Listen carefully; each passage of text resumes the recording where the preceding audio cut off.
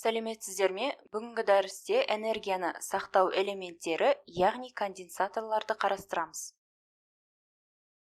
Өтетін тақырыптарымыз конденсаторлар, конденсаторларда энергияны сақтау, тізбектей және параллель жалғанған конденсаторлар және олардың түрлерін қарастырамыз. Конденсатор электр өрісінде энергияны жинақтайды. Конденсаторды D қашықтығымен бөлінген екі параллель өткізгіш тақтаны қолдану арқылы жасауға болады. Пластиналар электр зарядын сақтайды және осы заряд конденсатордағы кернеу болған кезде өткізгіш пластиналар арасында біркелкі электр өрісін тудырады. Пластиналар арасындағы кеңістік диэлектрлік материалмен толтырылған болады. Диэлектрлік материалдың қасиеті диэлектрлік тұрақты электр өрісінің кернеулігі мен конденсатор кернеуі арасындағы байланысты сипаттайды. Конденсатордың сыйымдылығы пластиналардың диэлектрлік тұрақтысы мен беткі ауданына пропорционалды және пластиналар арасындағы қашықтыққа кері пропорционалды болып табылады. Конденсатордың С сыйымдылығының анықталуы мына формуламен беріледі. Яғни С тең болады эпсилон 0 көбейтілген эпсилон R көбейтілген А бөлінген D. Бұл жерде эпсилон 0 дегеніміз вакуумның өткізгіштігі, эпсилон R диэлектрлік материалдың салыстырмалы статикалық өткізгіштігі. А ол тақталардың ауданы және D бұл плиталар арасындағы қашықтық. Сыйымдылық бірлігі фарад, яғни Майкл Фарадейдің атымен аталған. Вакуумның өткізгіштігі, яғни эпсилон 0 тең болады 8,185 көбейтілген 10-ның минус 12 дәрежесі фарад көбейтілген метрдің минус 1 дәрежесіне. Егер біз вакуум мен ауаның орнына екі пластина арасындағы сыйымдылықты арттырғымыз келсе, онда біз диэлектрлік өткізгіштігі жоғары басқа материалды қолдануымыз қажет болады. Мысалы, нейлон немесе парафин сіңдірілген қағаз сияқты. Бұл жерде электролиттік конденсатордың ішкі құрылысы көрсетілген. Мынау бізде теріс заряд байланысы, мынау оң заряд байланысы. Мына жерде диэлектрик, металл пластина, алюминий және пластикалық оқшаулау көрсетілген. Электролиттік конденсаторлар поляризацияланған компоненттер болып табылады және кері полярлықты қолдану істен шығуға алып келеді, яғни жарылыс немесе өрт болуы мүмкін. Әрдайым бізде резисторлардың конденсаторы, диод, транзистор сияқты электрлік элемент болған кезде, біріншіден біз ток пен кернеу арасындағы қатынасты жазуымыз қажет. Мысалы, резистор үшін ол V тең I көбейтілген R Ом заңы болып табылады. VT конденсатор кернеуі бір пластинада плюс Q зарядын және екінші пластинада минус Q зарядын тудырады. Конденсатормен сақталатын заряд конденсатордың V кернеуіне пропорционалды. Q-ты тең болады С көбейтілген VT. I тең болады D бөлінген DT көбейтілген Q-тыға. Қазір көріп отырғанындай, бұл теңдеу уақыт бойынша туынды түрінде келтірілген, сонымен қатар интеграл түрінде де болуы мүмкін. Сондықтан құрамында конденсатор, индукторлар сияқты энергия жинақтайтын элементтері бар схеманы шешу үшін бізге дифференциалды теңдеу қолдану керек болады. Схемаға қарайтын болсақ, бұл жерде ток сыйымдылық арқылы жұтылып тұр. Және бізде оң таңбалы VT кернеуіміз бар.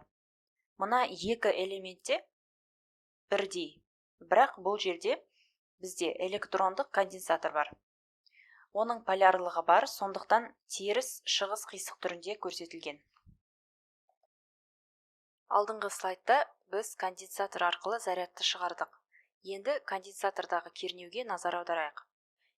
Есте сақтаймыз, мына формуланы бізде IT тең болады С көбейтілген D бөлінген DT көбейтілген VT. Егер де біз осы теңдеуді екі жағынан интегралдайтын болсақ, онда мына түрдегі теңдеуді аламыз. Біз көбінесе Т тең минус шексіздік уақыттан бастап токтың мәнін білмейміз, сондықтан бастапқы шартты қолданамыз. Яғни VT тең болады 1 бөлінген С интеграл минус шексіздіктен Т-ға дейін I тау көбейтілген D тау. Біз бұл формуланы екі бөлікке бөлеміз. Біріншісінде интеграл т нөлден т-ға дейін болады, екіншісінде минус шексіздіктен т нөлге дейін болады. Және де біз мына бөлікті в т нөл деп жаза аламыз, яғни бұл бастапқы шарт. Және бізде соңындағы формуламыз мына түрде болады. Бұл жаттығуда бізге конденсатор арқылы өтетін токты табуымыз керек. С сыйымдылығымыз 1 миллифарадқа тең. Яғни біз мына теңдеуді қолданамыз. Алайда бір қиындық болуы мүмкін, ол біз кернеу үшін функцияны бір функция ретінде жаза алмаймыз. Біз оны әртүрлі диапазон үшін әртүрлі функциялар комбинациясы ретінде жаза аламыз. Яғни жазып көрейік. Вт тең болады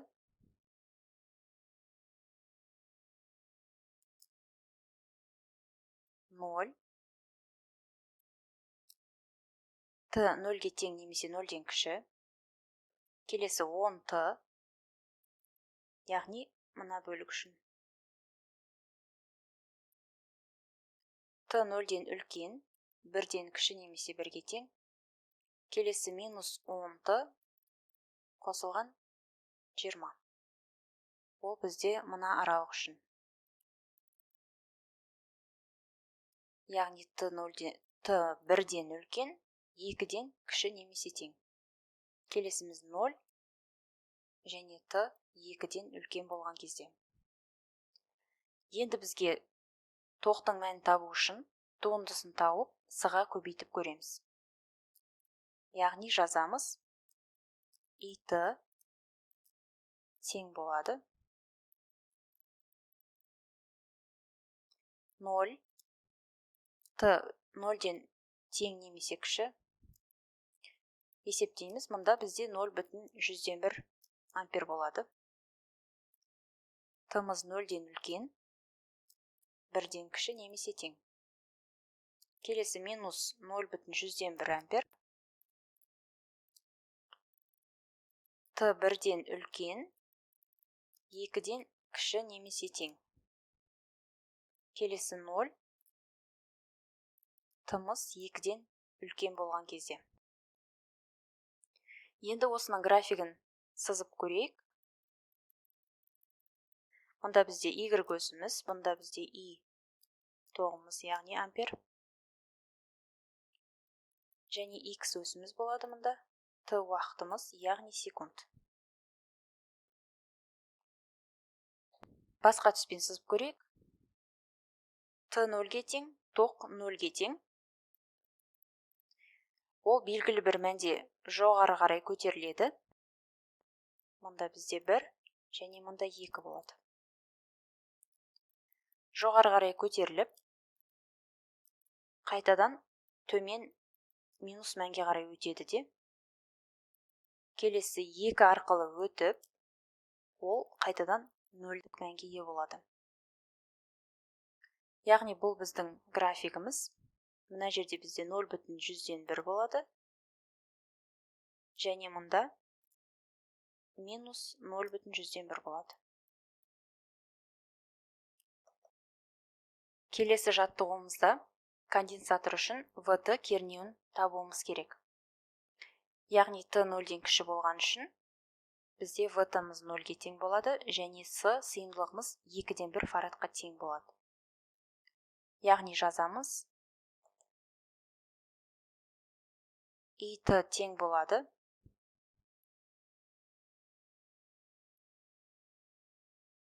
0, т 0-ден кіші немесе тең. Келесіміз т 0-ден үлкен, 1-ге тең немесе 1-ден үлкен болған кезде. Келесіміз 1, т-мыз 1-ден үлкен, 2-ден кіші немесе тең болғанда. 0 және т 2-ден үлкен болған кезде. Бізге 4 түрлі диапазонға кернеуді анықтауымыз керек. Бірінші ВТ тең болады 0-ге. Яғни бұл бізде т 0-ден кіші немесе 0-ге тең болған кезде. Екінші диапазон уақыты ол 0 мен 1 аралығында, яғни біз мына теңдеуді қолданамыз. жазамыз. VT тең болады 2 көбейтілген интеграл 0-ден т-ға дейін тау көбейтілген d тау тең болады тау квадрат 0-ден т-ға дейін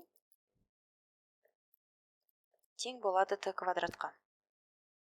Сонымен келесі диапазон үшін бізде бастапқы шарт бар. V1 тең болады 1 вольтқа. Яғни біз бұны үшінші диапазон үшін бастапқы шарт ретінде қолданамыз.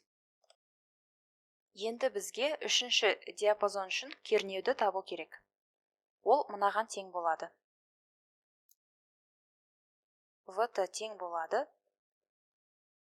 2 көбейтілген интеграл 1-ден т-ға дейін 1 көбейтілген d тау қосылған V1-ге. Тең болады 2 тау 1-ден т-ға дейін қосылған V1 тең болады 2t минус 2 плюс 1, яғни бұл тең болады 2t минус 1-ге. Яғни бізде үшінші диапазонымыздағы VT-мыз тең болады 2t минус 1-ге. Келесі төртінші диапазон үшін жазамыз. Яғни VT тең болады V2 тең болады 3 вольтқа. Өйткені бұл уақытта теңдеудің мәні 0-ге тең болады. Бұл жерде біз 4 түрлі диапазон үшін V-ның теңдеулерін жазып қойдық. Және енді оны салып көрейік. Яғни бізде Y өсіміз, V кернеуіміз, вольт, және X өсіміз, T уақыт, яғни секунд болады. Мына жерде бізде 1, 2, 3, 4 болсын. Мұнда 1, мұнда 2, және мұнда 3 болады. Функциямыз бізде 0-ден басталады. 0-ден басталады. Және 0 мен 1-дің арасында t квадрат бар. Ол 1 секундқа тең. Және 1 болады.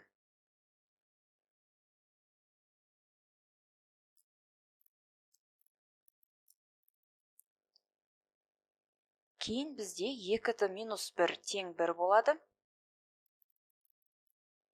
Және t 2 секунд болған кезде, t-мыз 2 секунд болған кезде бізде 3 болады. Яғни бізде мұнда тік сызық болады. Одан кейін бізде 3 тұрақтымыз бар. Яғни ол тік сызық түрінде жазылады.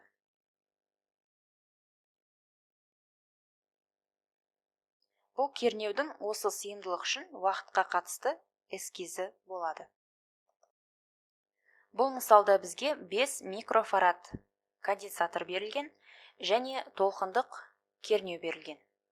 Бұл жерде 0 вольтта 2 миллисекундтан 5 миллисекундқа 0-ден 24 вольтқа қарай өтеді және керісінше 2 миллисекундтан 24-ден 0 вольтқа қарай өтеміз. Бізге тұрақты токтардың мәніне негізделген А және Б-ларды анықтауымыз керек. Және бізге біріншіден мына жердегі көлбеуді және мына жердегі көлбеуді анықтау қажет. Бірінші көлбеу бізде тең болады, жазамыз. S1 тең болады 24 вольт бөлінген 3 миллисекундқа. Ол тең болады 8000 вольт бөлінген секундқа. Келесі мына көлбеуіміз бізде, яғни S2 тең болады минус 24 вольт бөлінген 2 миллисекунд. тең болады минус 12 мың вольт бөлінген секундқа. Енді И-ті тең болады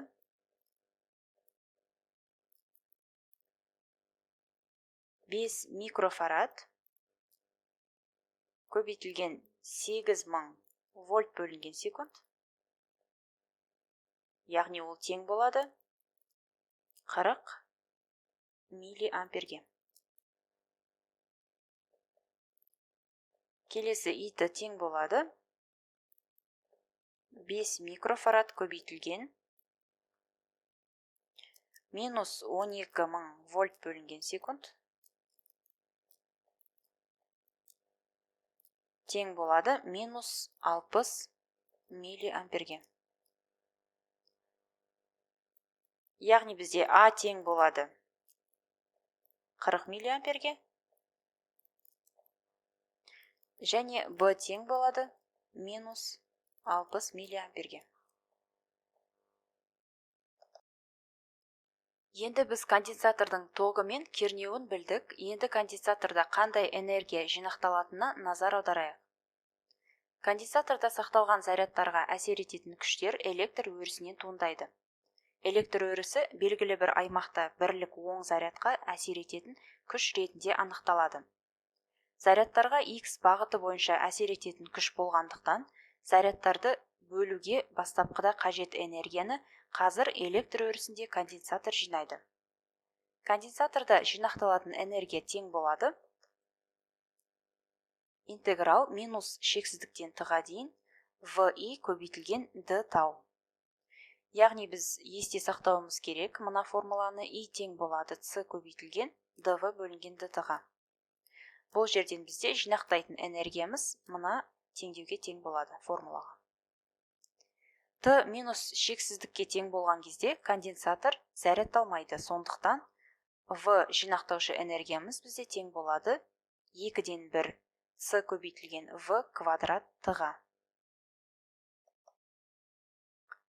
Конденсатор 1 микрофарад 10 вольтқа дейін зарядталады. Т 0-ге тең болған кезде ауыстырып қосқыш ашылғаннан кейін конденсатордың жинақталған энергиясын және кернеуін табуымыз қажет. Бізде конденсатор 10 вольтпен зарядталатын қайдан білдік? Өйткені 0-ге тең болмай тұрып 10 вольт кернеуден тұратын тізбек бар. Яғни R резистор және S конденсатор берілген.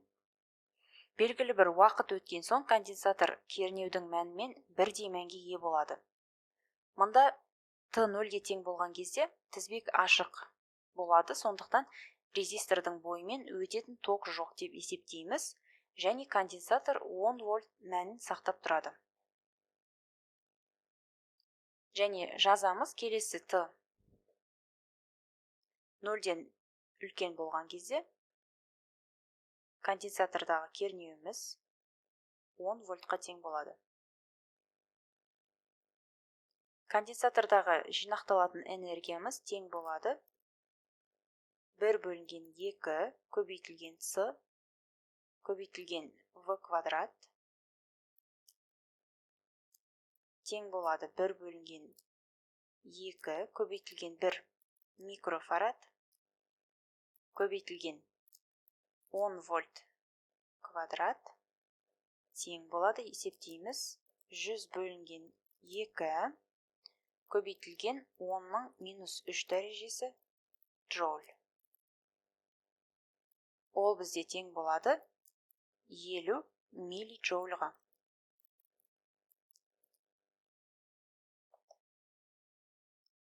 Бұл тізбекте бізде параллель сыйымдылықтар берілген. Және параллель болған кезде бізде эквивалент сыйымдылық олардың қосындысына тең болады. Яғни басқаша айтқанда, мына тізбектің эквивалент тізбегі мына түрде болады.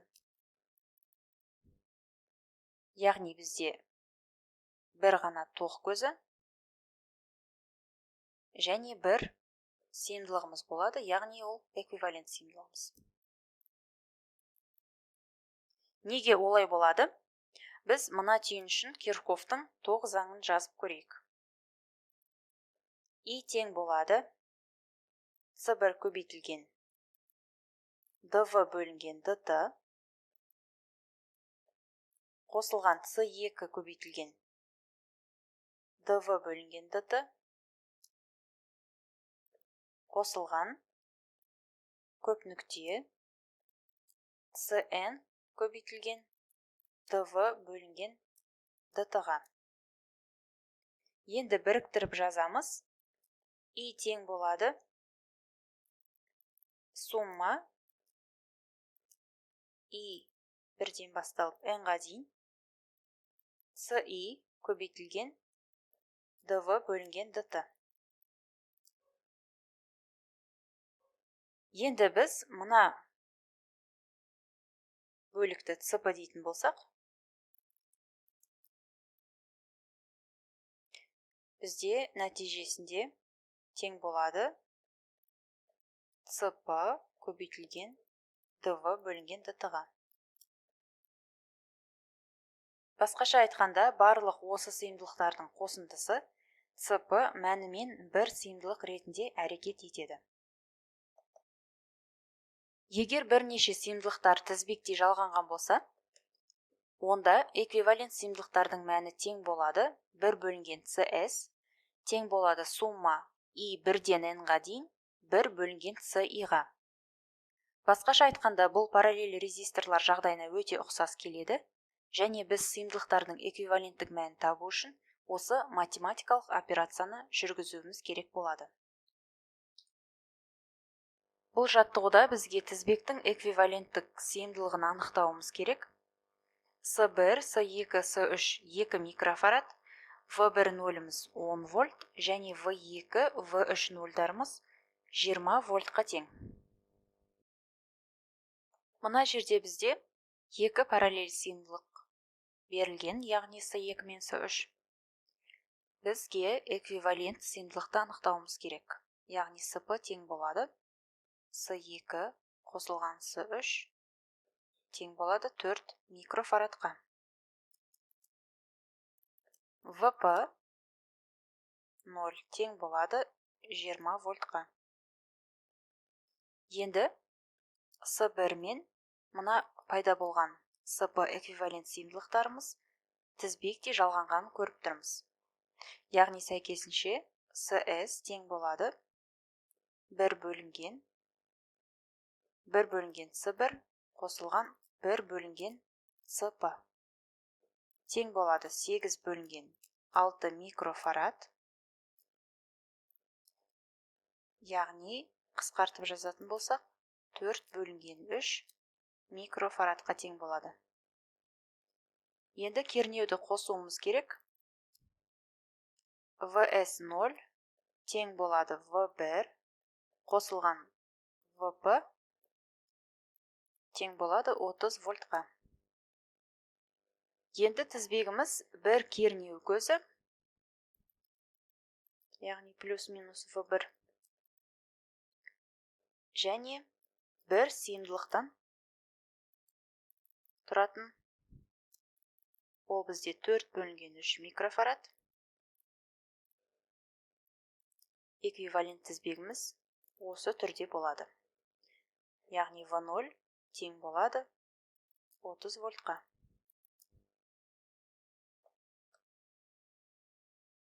Біз электр тізбектеріне арналған жаттығуларды шешкенде, конденсаторлардың әртүрлі түрлері туралы өте сирек қолданамыз.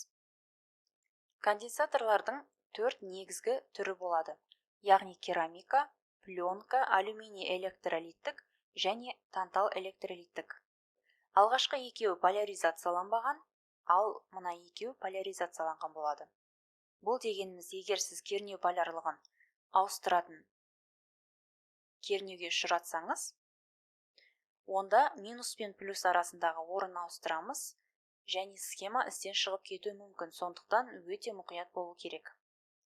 Керамикалық конденсаторлар кеңінен қолданылады, өйткені олардың бағасы төмен және де көлемі өте кішкентай болады. Олар көбінесе смартфондарда қолданылады.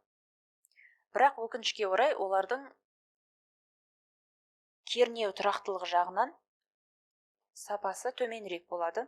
Егер кернеудің мәні өзгеретін болса, сәйкесінше онда сыйымдылықтың мәндері де өзгеріске ұшырайды деген сөз.